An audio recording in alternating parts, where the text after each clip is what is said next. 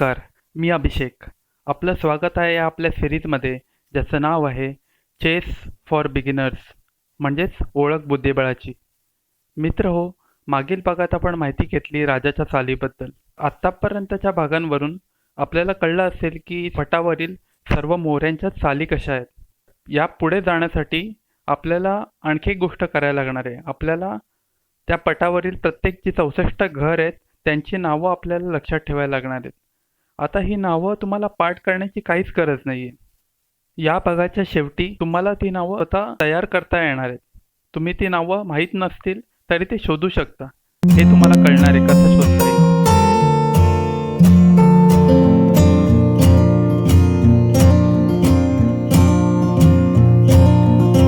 आपल्या समोर आलेला आहे बुद्धिबळाचा पट. तर इथे आपण बघू शकतो की पटावर 64 घर आहेत. त्यामध्ये 32 काळे घर आहेत आणि 32 सफेद घर आहेत. म्हणजे 32 लाईट स्क्वेअर आहेत आणि 32 डार्क स्क्वेअर आहेत. आता वास्तविक जगात आपण बघतो की इमारती, घरं किंवा प्रत्येक गोष्टीला, जे तुमच्या आजूबाजूला गोष्टी आहेत त्या प्रत्येक गोष्टीला काहीतरी नावं आहेत. तर त्याचप्रमाणे या बुद्धिबळातल्या जी 64 घरं आहेत पटावरची, त्यांना पण नावं आहेत. तर ती नावं कळण्यासाठी तुम्हाला आधी रँक आणि फाईल काय असतं हे समजणं गरजेचं आहे. आता प्याद्याची चाल या भागात आपण रँक बद्दल माहिती घेतली होती. आता रँक म्हणजे आडव्या ओळी. या पटावर तुम्हाला 8 आडव्या ओळी दिसत असतील आणि 8 उभ्या ओळी दिसत असतील. तर ज्या आडव्या ओळी आहेत त्यांना म्हणतात रँक आणि ज्या उभ्या ओळी यांना म्हणतात फाईल. आता हे जे रँक आहेत त्या रँक म्हणजे आडव्या ओळी. तर त्या आडव्या ओळींची नावं आपण खालून वरच्या बाजूला रँक 1 ते रँक 8 अशी नावं दिलेली आहेत. Rank 1 to rank 8. तर खालची जी तुम्हाला ओळ दिसते तिला म्हणतात रँक 1, रँक 1. नंतर रँक 2, त्याच्यावरची असेल तर रँक 3, त्याही वरची चौथी आडवी ओळ रँक 4, नंतर रँक 5, नंतर रँक 6, रँक 7 आणि रँक 8 अशी नावं आहेत. आणि त्याचप्रमाणे ज्या उभ्या ओळी आहेत त्यांना फाईल म्हणतात. आता या फाईलची नावं डावीकडून उजवीकडे आहेत, पण त्यांना आपण 1 ते 8 अशी नावं नाही दिली.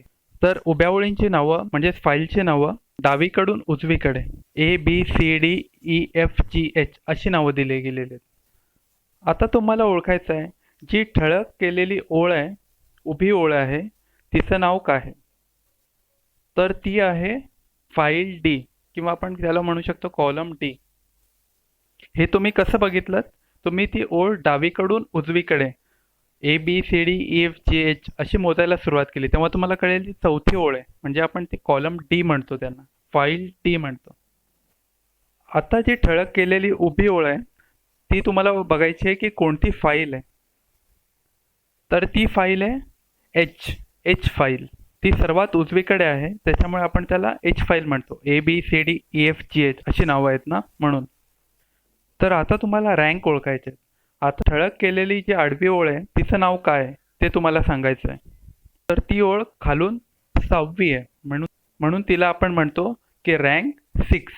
आता ही ठळक केलेली आडवी ओळ आहे ती तुम्हाला ओळखायची आहे. हिचं नाव आहे रँक 3. तर आपण बघितलं की रँक खालून वरच्या बाजूला रँक 1 ते 8 असतात आणि ही ओळ खालून 3री आहे म्हणून तिला आपण म्हणतो रँक 3. तर या आधारावर आपण घरांची नावं आता ओळखू शकणार आहोत. तर घरांची नावं कशी असतात ते मी तुम्हाला सांगतो. त्यांची नावं 2 अक्षरी असतात. त्यातलं पहिलं अक्षर असतं ते म्हणजे कोणत्या फाईलवर आहे, कोणत्या उभ्या ओळीवर आहे, कोणत्या कॉलमवर आहे ते अक्षर असतं. म्हणजे आपल्या भाषेमध्ये ABCDEFGH त्यांच्यापैकी कुठलं अक्षर असू शकतं तिथे. आणि दुसरी जागा आहे ती म्हणजे कुठल्या रँकवर आहे, म्हणजे कुठल्या आडव्या ओळीवर आहे. त्यामध्ये 1 ते 8 कुठलाही अंक असू शकतो. उदाहरणार्थ या चित्रामध्ये तुम्हाला दिसेल की एक ठळक केलेलं घर आहे.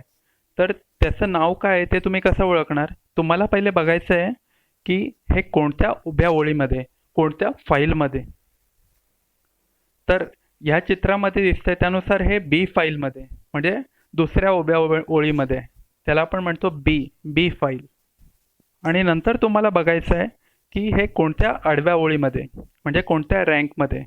तर हे आहे 5व्या रँकमध्ये, 5व्या आडव्या ओळीमध्ये, म्हणून याला म्हणतो रँक 5. तर 5व्या रँकमध्ये. म्हणून ह्या घराचं नाव होतं B5. बी म्हणजे दुसऱ्या फाईलमध्ये आणि 5 म्हणजे 5व्या रँकमध्ये. तर या घराचं नाव आहे B5. तर इथे आणखी एक ठळक केलेलं घर आहे, त्या घराचं नाव बघायचं आहे. आता ते तुम्हाला दिसेल की ते घर कोणत्या फाईलमध्ये आहे. ते आहे G फाईलमध्ये.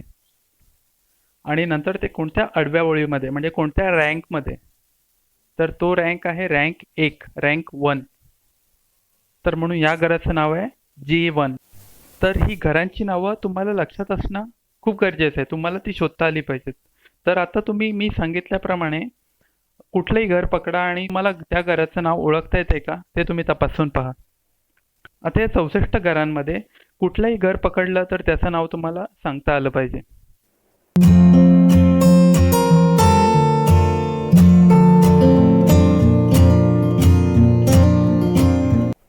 तर आता तुम्हाला सांगायचं आहे त्या ठळक केलेल्या घराचं नाव काय.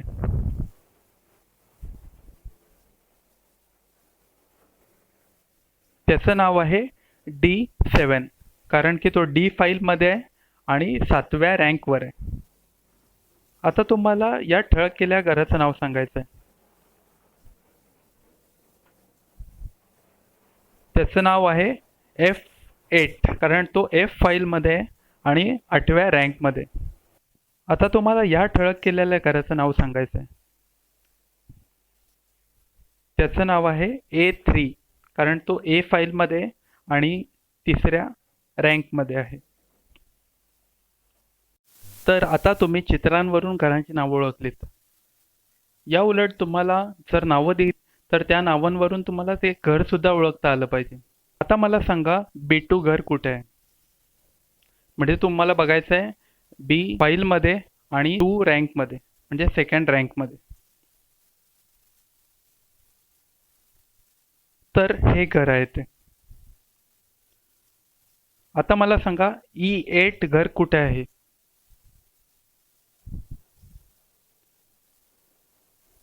तर E8 घर इथे आहे, E फाईलमध्ये आणि 8व्या रँकमध्ये.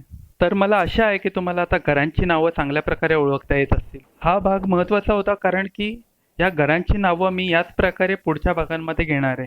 त्यामुळे याचा तुम्ही सराव करा.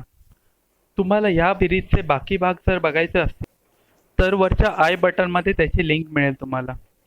तर या भागामध्ये मी तुमचा निरोप घेतो. आपण भेटूया पुढच्या भागामध्ये. धन्यवाद.